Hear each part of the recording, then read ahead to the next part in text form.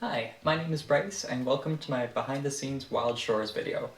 Today's video incorporates all these animals and essentially their significance to the Wild Shores story. So as the story essentially goes, there's this huge erosion that washed away this pseudo-developed island of villagers who had the equivalents of electricity and vehicles like boats and things like that. So it's a small city sort of level of development, and this erosion washed pretty much everything away. And didn't want to get too dark for essentially what would be aimed at kids, so everyone survived, but just all the infrastructure was gone.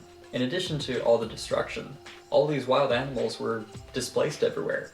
What essentially happened was that not only was the island washed over, but it actually just eroded a lot of the surface area for the island. So all these sort of different elemental regions, areas that would be near volcanic activity, or areas that would be more of like an Arctic climate, but just close to the sea level, would be reduced to these very small sandbars of whatever was left. So it would essentially drive all these animals close to the shores, and for the undersea creatures like the squid and the sharks, all the debris that would be washed over from the island would essentially bring their habitat much closer to the surface. So everyone was in really close, uncomfortable company, and that's kind of where this idea first was brought around. So you can kind of see the terrible sketch that I did on the bus when I was first coming up with this idea, and it's progressed quite a long way, but I will say a lot of the creatures have stayed fairly true to form. For example, the idea of an Arctic bird whose claws can deploy when you press on its rear tail with your thumb.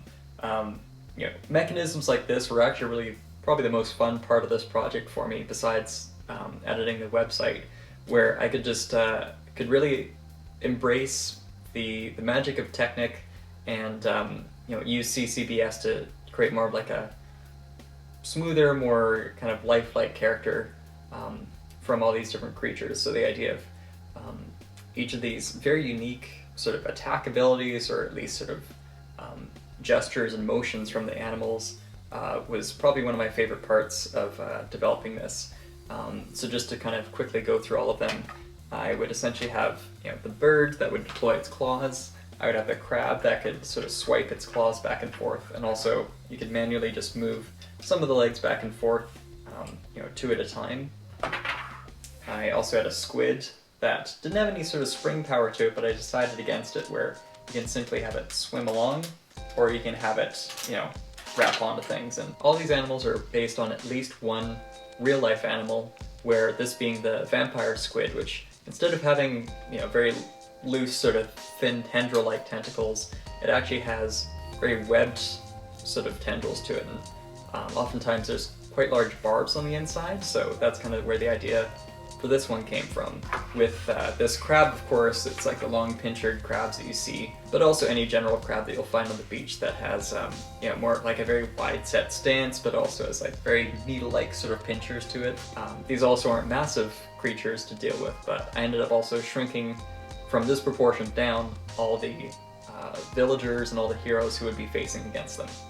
Now, moving towards this one, this is both a regular shark as well as a nightmarish hammerhead shark mixed with a goblin shark. The reason for that is I wanted to have this very wide set hammerhead profile, because I was going to do another fish, as you'd say here, that ended up being an issue where I would have pretty much the same silhouette of each of them when I'd be photographing them from underneath for part of the promotion of the website. I would end up going with something that was very wide set, and then something that's much more defined as a sort of quote-unquote fish profile. So going with this one, though, it has the mechanism of being able to hold onto this fin underneath, and by moving it forward, the mouth juts forward as the jaw closes. So that was obviously much more one of the more threatening animals that you could choose from for the Wild Shores characters. Now, all of these animals, I'll explain afterwards, have a reason to be relatively vicious for being local wildlife.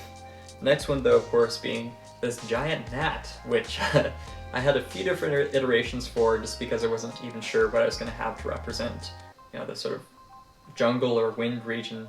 I ended up going with jungle because of Generation 2 and how air is just sort of hard to represent as an animal. So I had a flying jungle creature that has actually like this sort of red-hosed proboscis that comes out of it, which is freaky. And I also have, if you move the stinger up and down, it moves the wings, which is very similar to what we've seen in the Generation 2 sort of elemental creatures. And last but not least, we have this sort of earth-based fish that I was actually able to make using a total of 8 gears or so. If you just have your fingers on the bottom gear here, you can actually get it to swim in a very natural sort of way this way. Now, all these animals are based on both my love of like the elemental creatures that were created in Generation 2, as well as just automata in general is really interesting for me. So I wanted to really embrace all the aspects that Technic enables, whether it's something simply as a matter of like all these lift arms having different places in it, and you can create little pivot points to it, or it's just something that's straight up fully embracing the power of gears. So that's essentially where all these different inspirations for the animals came from, and why they do what they do. Of course, the reason why these animals are even threatening at all, besides being slightly more predatory looking, is because of this Riri leech that I designed. Now, this is just a little chunk of 3D printed plastic, something that can connect on using one of the existing LEGO Technic pin to attach to, and suddenly, once it's locked on though as a leech, it's not going to come off in any way. So what essentially this does is it's the same as what the Rakshi originally had, which was a shadow leech. So in a very familiar context, of course, the Rakshi's shadow leeches were almost directly a inspiration from this. I just wanted to essentially make something that's slightly more eel-like, that has like a little fin to it, and has more of like a sucker mouth that can fit into any of the pinholes. So even if you make your own unique creature from this story, or your own parts even, it'd be very easy to attach, as opposed to having something that has a little bit of a purchase on it, but would be difficult for characters now, at least for the heroes that don't necessarily have like a mouth hole that would accommodate this very well. The idea is that once these leeches latch on, it creates this very hostile sort of brainwashing situation where they'll just start attacking any of the local villagers, and that's where the Toa have to come in and save them. Now, I didn't want to embrace any sort of storytelling that would involve abusing animals, for obvious reasons. So this is why I ended up using this, where instead of just trying to tell the audience that these would be evil creatures, you just have to fight them to the death, or to destruction for making it child friendly, I wanted to have a workaround that would still be fairly logical. So the idea is, as soon as the leeches are on, just simply remove them in the safest way possible, and they can resume back to being fairly docile animals who'll just mind their own business. So that's where the idea from that came from. Now with these, of course, they've got a very small midsection, but as you'll see in subsequent videos, that's actually to accommodate for a harpoon that has essentially like a little claw that can snatch it off, which won't work in direct application. I thought about having, instead of a full extension of the Technic pin, I would just have a little stud on it, but that can easily be knocked off, and I really didn't want to lose any of these 3D prints to the ocean where I'd be photographing these. So I ended up going with that option simply for security's sake at the moment. Another great thing about these animals is that they look great to photograph in the field and by the ocean and everything.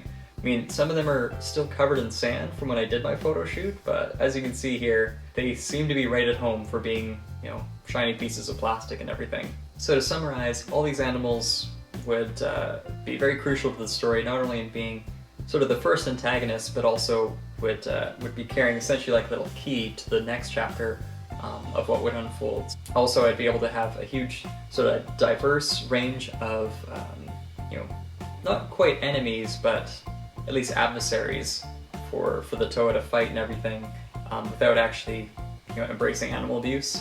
It's just the key of these being targeted. These even seem to be washed up from something that couldn't quite be explained at first, until later on in the chapters, where it would be fully revealed on where these came about, and essentially why these animals are pretty much innocent, and also why one of the characters in particular really stands up to keep one of the sand crabs safe and everything, given that they're not normally this violent and everything. This is actually what's the problem. So that wraps up my video for explaining the creatures of the Wild Shores project. Thanks for watching, and I'll see you next time.